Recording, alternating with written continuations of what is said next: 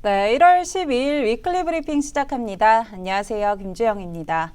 오늘은 키움증권에서 퀀트 담당하고 계시는 최재현 책임연구원님 그리고 시황 담당하고 계시는 이성훈 연구원 모셔서 시장 이야기 같이 나눠보도록 하겠습니다. 네, 안녕하세요. 네, 안녕하세요. 네, 시장 분위기부터 이번 주 전망 같이 한번 체크해 보도록 하겠습니다. 먼저 뉴욕 증시부터 확인을 해보면은요. 지난주 금요일에 S&P 500이 또다시 사상 최고치를 경신을 해냈습니다. 사실 최근에 중소형주 강세장이 좀 펼쳐지기도 했었는데 다시 한번 이런 흐름이 좀 돌아온 것 같은데 이게 트럼프 대통령의 정책 기대감 때문인지 아니면 어떤 배경이 있었는지 좀 궁금합니다. 네, 좀 복합적인 요인이 나타나고 있는 것 같습니다. 일단 말씀해주신 대로 이제 지난주 주간 단위로 S&P 500이 이제 1.6%대 상승을 하면서 좀 강력한 급등세를 보인다라기보다는 완만한 상승세가 좀 나타나면서 사상 최고치를 좀 지속적으로 이제 경신하고 있는 흐름인데요. 사실 이제 시장에서 관심도가 높은 게 뭐 최근에 이제 연초 이후에 베네수엘라 관련된 뭐 지정학적 리스크 우려도 있고 뭐 이런 이제 매크로 불확실성이 있었는데 사실 이런 것보다는 현재 이제 미국 증시 내에서는 개별 기업별 호재나 약간 펀더멘털에 좀 집중하고 있는 장세 흐름이다 이렇게 말씀을 드릴 수가 있겠습니다. 그래서 그런 것들을 볼 수가 있는 게 이제 지난주 금요일에 이제 고용지표가 발표가 됐는데요. 사실 이 고용지표가 비농업 고용이랑 이제 실업률이 전부 다 이제 시장 예상치를 좀 하락을 하면서 조금 약간 다소 좀 엇갈린 방향성을 좀 연출을 했습니다. 근데 이번 지표를 통해서 이제 시장 참여자들이 볼 수가 있는 게 이번 고용지표가 사실 기존에 이제 완만한 고용 둔화를 어느 정도 재확인하는 과정에 그쳤다. 결국 시장은 어느 정도 연착륙한다라는 것들을 재확인을 하면서 고용지표가 사실 예상했던 것보다는 시장의 우려 대비는 좀 무난하게 좀 소화를 했다. 이렇게 말씀을 드릴 수가 있겠고 말씀해 주신 대로 최근에 나타나는 특징이 조금 업종별로 좀 순환매가 나타난다라는 게 좀 특징적입니다. 사실 지난주 주간 단위로 봤을 때도 엔비디아는 하락을 하면서 이제 빅테크 주가는 좀 일부 소강 상태에 진입을 했는데 사실 한국과 마찬가지로 미국 내에서도 이 메모리 반도체 관련된 주가 이제 주도주로 자리를 매김을 했고 그 외에도 이제 원자재나 산업재와 같은 이제 시클리컬 주도 조금 어느 정도 자금 유입이 나타나고 있는 흐름입니다. 그래서 결론적으로 봤을 때는 시장 내에서 미국 증시 내에서는 어느 정도 낙관적인 투자 심리가 좀 이어지면서 업종별로 어느 정도 순환매 장세가 조금 낙관적으로 나타나고 있다. 이렇게 정리해 볼 수 있겠습니다. 그러면 이번 주에도 그런 전망들이 좀 이어질 수 있다라고 보시는 걸까요? 네, 이번 주에도 근데 사실 단기적인 변동성은 좀 감내를 해야 되는 구간인 것 같긴 해요. 제 뒤에 말씀을 드리겠지만 이번 주는 사실 물가지표도 있고 대법원 관세 판결과 관련된 부분들이 있기 때문에 단기적으로는 약간 눈치 보기 장세가 좀 나타나지 않을까 이 정도로 좀 말씀드릴 수 있겠습니다. 네, 그러면 시장 이번 주 단기적인 변동성은 좀 있을 것 같다라고 이야기해 주셨는데 아무래도 트럼프 대통령이 진짜 굉장히 많은 발언들을 쏟아내고 있잖아요. 그래서 사실 국방비 관련해서도 좀 이야기하면서 시장에 영향을 줬던 것 같습니다. 내년도 국방비 50%나 증액하겠다라고 이야기하면서 방산주도 강한 흐름을 가져갔는데 방산주의 강세 좀 더 앞으로 이어질 수 있을까요? 네, 사실 방산주 강세가 조금 올해 내내 조금 나름 계속 구조적으로 지속될 수 있다라고 생각을 하고 있습니다. 사실 연초 이후에 제가 앞서도 말씀드렸지만 이 베네수엘라라든지 뭐 최근에 이제 그린란드도 좀 언급이 되면서 지정학적 긴장감이 좀 글로벌 단위로 조금 확산이 좀 되고 있는 상황이에요. 그래서 최근에 나타나고 있는 키워드가 이 돌로주의라고 해갖고 이 도널드 트럼프의 이제 앞단어를 따고 이러한 부분들이 어떻게 보면 미국의 이제 패권주의라든지 이러한 이제 좀 강경한 대외 정책 행보를 조금 반영을 하는 이러한 부분들이 조금 연초 이후부터 조금 정책적으로 좀 반영이 되고 있는 상황인데 사실 지난해부터 트럼프가 계속 지속적으로 주창했던 게 결국 미국 우선주의였는데 이러한 자주국방 행보에 맞춰서 사실 구조적으로 방산주는 수혜를 받을 수밖에 없다라고 저는 생각을 하고 있고요. 그러한 부분들이 단적으로 나타난 게 앞서 앵커님께서 말씀해 주신 것처럼 내년도 이제 국방비를 조금 너무 극단적인 수치인 것 같긴 하지만 거의 50% 정도 증액한다라는 부분들이 사실 이러한 기조를 반영을 하고 있다라고 생각을 하고 있어요. 근데 미국 입장에서 만약에 이런 식으로 강경 행보를 이어간다라고 하면 중국이나 러시아, 뭐 심지어 이제 더 나아가서 유럽까지도 사실 방위비 지출을 계속 지속적으로 쓸 수밖에 없는 상황이기 때문에 뭐 미국도 그렇고 뭐 한국도 그렇고 글로벌 단위에서 방산주는 좀 지속적으로 주목해 볼 필요가 있다. 이렇게 말씀드릴 수 있겠습니다. 근데 흐름을 보면은 기존 방산주보다는 사실 드론주들의 흐름이 좀 더 강했던 것 같거든요. 앞으로는 좀 이 드론주 중심으로 살펴봐야 되나 이런 생각이 들었는데 네네. 요거는 혹시 어떻게 보실까요? 사실 방산주 전반적으로 그냥 구조적으로 보면 맞겠다 이렇게 보고 있는데 최근에는 사실 이 그 전쟁의 지정학적 양상 자체가 조금 공중전이라든지 이런 드론을 활용하는 방안이 조금 좀 도입이 되고 있는 상황이다 보니까 아무래도 최근에는 약간 그런 부분에 좀 초점이 맞춰지고 있는 상황이다. 이렇게 봐주시면 될 것 같아요. 네. 앞서서 뭐 그린란드라던가 좀 이야기도 해주셨는데 지정학적 리스크가 부각되는 게 확실히 영향을 주고 있는 것 같아요. 그리고 이러한 이야기도 많이 부각이 되고 있는 것 같은데 이런 지정학적 리스크 어떤 부분 좀 저희가 주목을 해봐야 될까요? 네. 제가 이제 계속 말씀을 드리는 게 그 연초 이후에 사실 트럼프 행정부의 이러한 강경한 좀 행보가 좀 지속이 되고 네. 있고 이러한 부분에 있어서 지정학적 긴장감이 좀 확대가 되고 있는데 그 최근에 이제 지정학적 갈등의 좀 중심지인 이제 베네수엘라라든지 그린란드의 공통점이 모두 그 지역에서 공통적으로 이제 핵심 광물이 네. 조금 많이 이제 포진이 되고 있고 그리고 이제 중국이나 러시아와 같은 이제 반미 세력을 좀 차단하는 전략적 요충지다라는 게 이제 두 지역의 이제 공통점인데 사실 최근에 이러한 강경적인 행보가 조금 최근에 나타나고 있는 게 그 올해 이제 11월 중간 선거를 앞두고 약간 보수의 이제 표심을 조금 결집하는 약간 이러한 정치적인 행보도 어느 정도 여기에 내포가 되어 있다 이렇게 보고 있습니다. 그래서 아마 이제 올해 내내 사실 이러한 지정학적과 관련된 트럼프 행정부의 노골적인 행보가 조금 계속 수시로 나타날 수 있다라고 생각을 하고 있고요. 아직 사실 이게 금융시장에 뭐 큰 충격을 줄 만큼 가시화된 상황은 아직 나타나고 있지는 않지만 네. 결국 중국이나 러시아가 이게 어떤 식으로 대응할지에 대한 부분들이 약간 회색 코뿔소처럼 좀 자리매김하고 있는 상황에서 올해는 사실 이러한 부분들을 좀 지속적으로 팔로우할 수밖에 없는 조금 거시경제 환경이다 이렇게 말씀드릴 수 있겠습니다. 좀 장기적으로 봤을 때 시장에서도 좀 이 부분 주목할 수도 있겠다라고 보면 되겠네요. 네, 네. 맞습니다. 그러면 앞서서 이제 이번 주에 여러 가지 이벤트들이 있다고도 이야기해 주셨는데 트럼프 상호관세 판결 관련해서도 좀 체크해봐야 될 것 같아요. 사실 9일에 금요일에 좀 발표가 나올 거다라고 예상을 했었는데 이 부분에 대해서 발표가 안 나오고 14일로 연기될 거다라고 이야기가 나온 것 같은데 이 부분은 좀 어떻게 봐야 될까요? 네, 말씀해 주신 대로 사실 주요 외신 보도에 따르면 이제 이르면 14일에 나올 수 있는 거고 이게 사실 확정이 된 건 아닙니다. 공식적으로 발표하는 내용은 아니라서 네. 그래서 이제 이르면 14일에 나올 수 있다라는 건데 사실 시장에서는 아무래도 지난해 11월 1, 2심에서 모두 이제 주요 판결들이 이 상호관세 부과가 조금 위법하다라는 쪽의 우소해가 있기 때문에 사실 주요 베팅 사이트에서는 이번 이제 대법원 판결도 사실 어느 정도 위법하다라는 쪽으로 조금 컨센서스가 형성이 된 상태다 이렇게 말씀을 드릴 수가 있겠습니다. 따라서 위법 판결이 날 경우에는 사실 단기적인 시장 변동성 확대는 조금 불가피할 수 있을 것이다라고 보고 있는 게 사실 지난해 미국 전체 상호관세 규모가 거의 1,500달러 규모에 이제 해당을 하는데 이걸 어떤 식으로 환급해야 될지에 대한 부분이 이제 새로운 불확실성 요인으로 작용을 할 수가 있고 그 외에도 사실 만약에 위법한다라는 판결이 나온다고 할지라도 트럼프 행정부 입장에서는 뭐 다른 무역법을 근거로 관세를 부과할 수 있는 대안들이 조금 마련이 되어 있는 상황입니다. 그래서 이게 어떻게 보면 위법한 판결이 나온다고 하더라도 조금 새로운 관세 관련 불확실성으로 조금 번질 수가 있기 때문에 단기적인 변동성은 유발이 가능하다라고 보고 있는데 사실 근데 이게 구조적으로 쇼크로 나타나지 않을 것이다라고 생각을 하는 거는 사실 계속 이제 말씀을 드리지만 이제 11월에 중간 선거를 앞두고 네. 가장 중요한 게 결국 이제 중요한 어젠다가 트럼프 행정부 입장에서는 이제 물가 안정인데 관세를 이렇게 강력하게 또 하기에는 사실 중간 선거에서 이제 패배할 가능성이 높기 때문에 좀 극단적인 정책을 관세 관점에서는 하기에는 좀 어렵다라고 보고 있고 결국 결론적으로 말씀을 드리자면 이번 관세 판결 같은 경우에는 단기적으로는 주시해 볼 만한 이벤트이는 거 맞지만 네.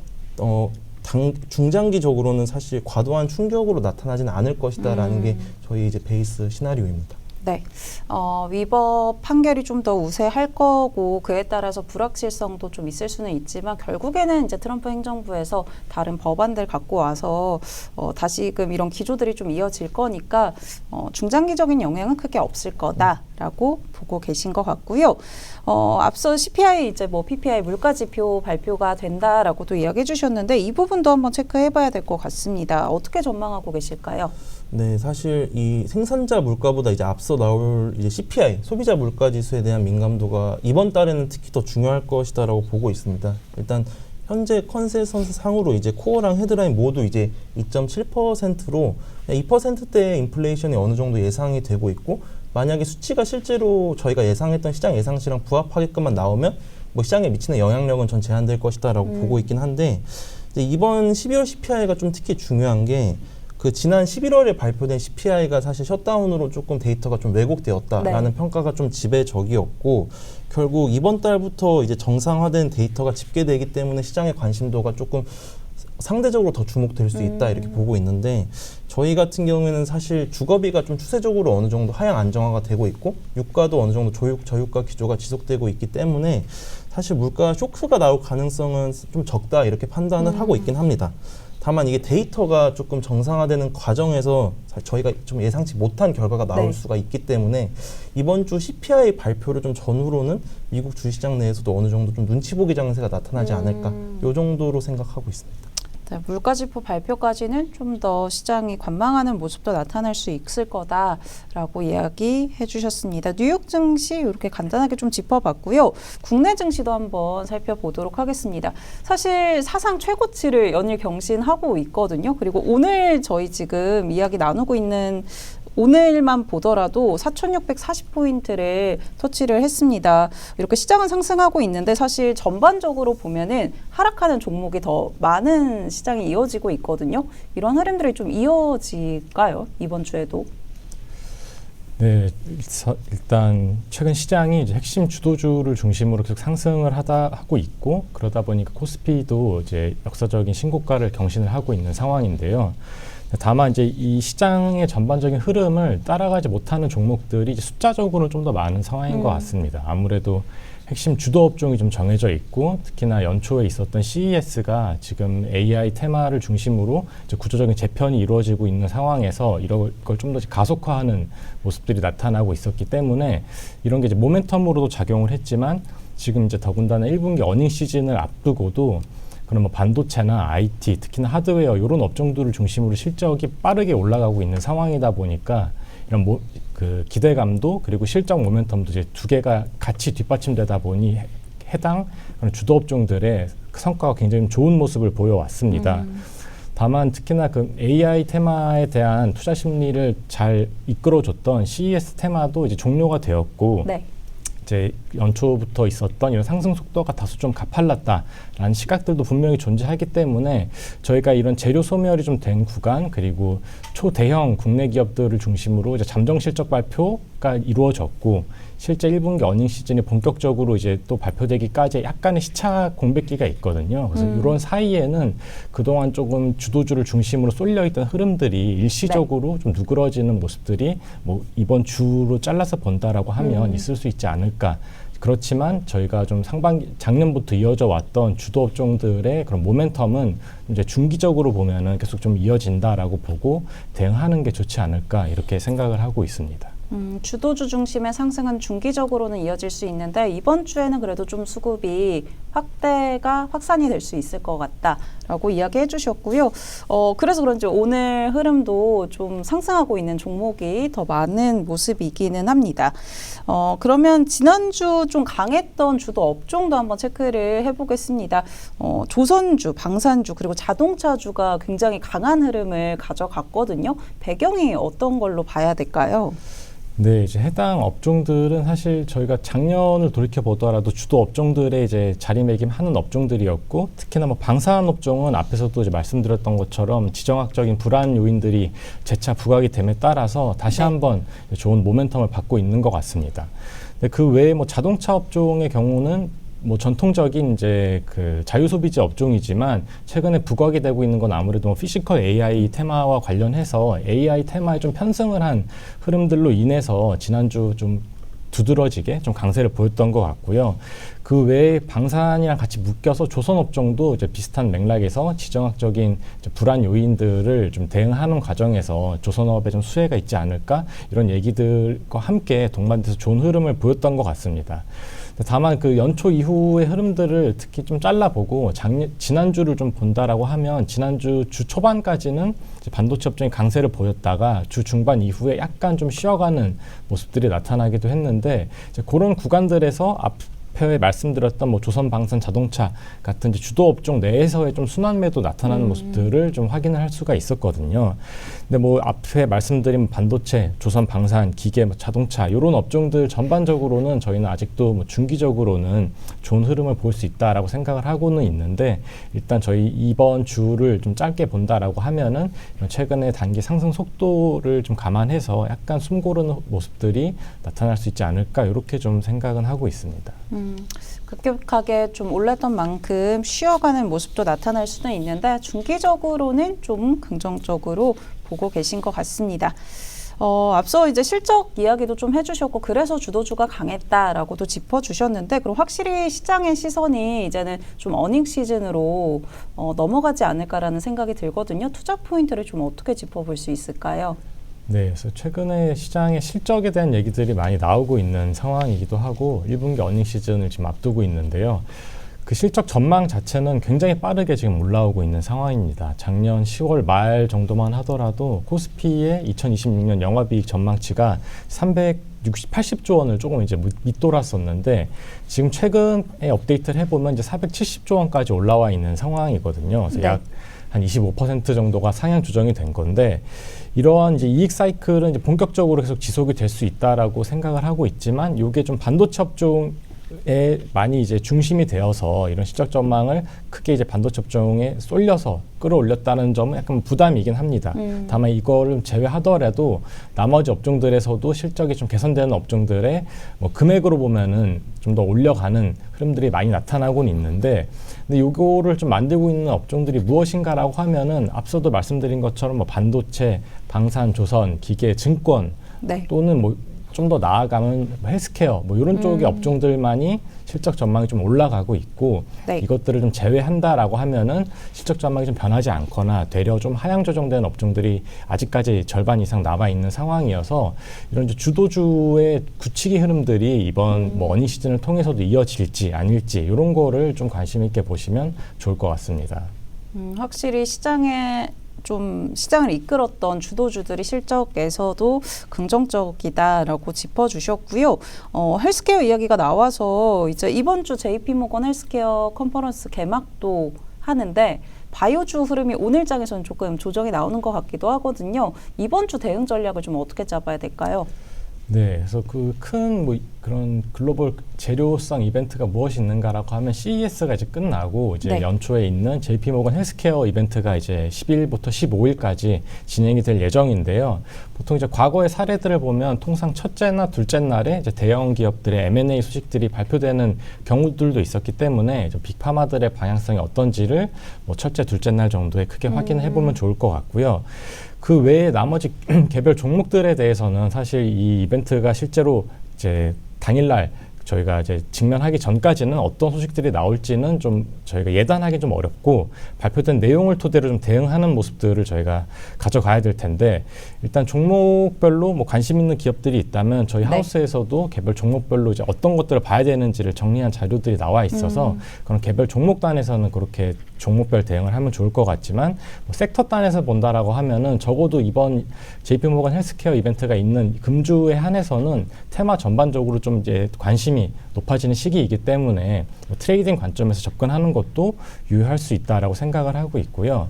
그 외에도 뭐 국내 기업들 중심으로 뭐 K바이오 기업들이 뭐 이전 기술을 좀 이전 수출하는 그런 소식들이 나온다라고 하면은 이런 모멘텀들은 이번 이제 JP모건 헬스케어가 끝나더라도 좀 더 이어질 수 있기 때문에 뭐 그런 소식들이 있는지의 여부를 좀 체크해 보면 좋을 것 같습니다. 네, 섹터 전반으로 보자면 트레이딩 관점은 유효하지만 아무래도 개별 재료에 따라서 좀 대응을 해봐야 될 것 같다라고 짚어주셨고요.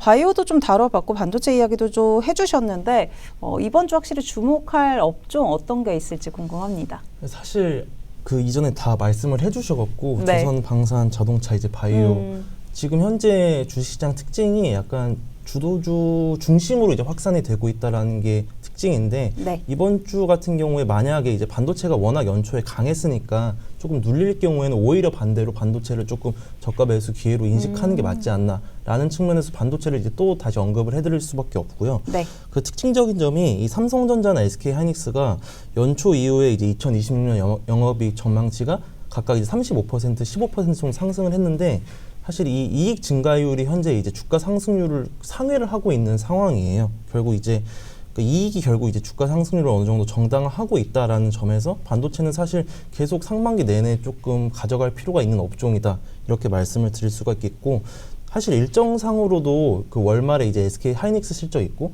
빅테크 실적에 대한 기대감도 계속 반영을 할 수 있는 구간이기 때문에 이번 주에 반도체가 뭐 지금은 사실 상승을 하고 있긴 한데 네. 살짝 이 차익 실현 매물 추세가 나온다면은 다시 이제 담아보는 것도 하나의 전략이지 않을까 이렇게 생각하고 있습니다. 조정 시에 오히려 기회 될 수 있다라고 이야기해 주셨습니다. 그럼 이번 주 저희 뭐 물가지표 이야기 하긴 했는데 주목해볼 이벤트 좀 정리해 주시면 좋을 것 같습니다. 네, 이번 주 다시 조금 주요 보실 만한 이제 지표들 좀 말씀을 드리면은 일단 말씀드린 대로 CPI가 이제 가장 중요할 것이다 이렇게 보고 있고요. 그 외에 이제 14일에 이제 발표될 수 있는 그 트럼프 상호간세 이제 대법원 판결 이슈도 좀 주목해볼 필요가 있고, 네. 그리고 이제 그 주 중순부터 사실 미국도 이제 금융주를 중심으로 어닝 시즌이 이제 본격적으로 개막을 합니다. 그래서 이제 실적과 이제 CPI 그리고 이제 대법원 관련된 이제 관세 판결 이 세 가지를 중심으로 이번 주는 좀 주목해볼 필요가 있다. 이렇게 정리해서 말씀드릴 수 있겠습니다. 네, 이번 주 일정 이벤트들도 잘 체크해 나가시면서 시장에 대응해 보시면 좋을 것 같고요. 저희 오늘 좋은 말씀은 여기까지 듣도록 하겠습니다. 네, 오늘 고맙습니다. 감사합니다.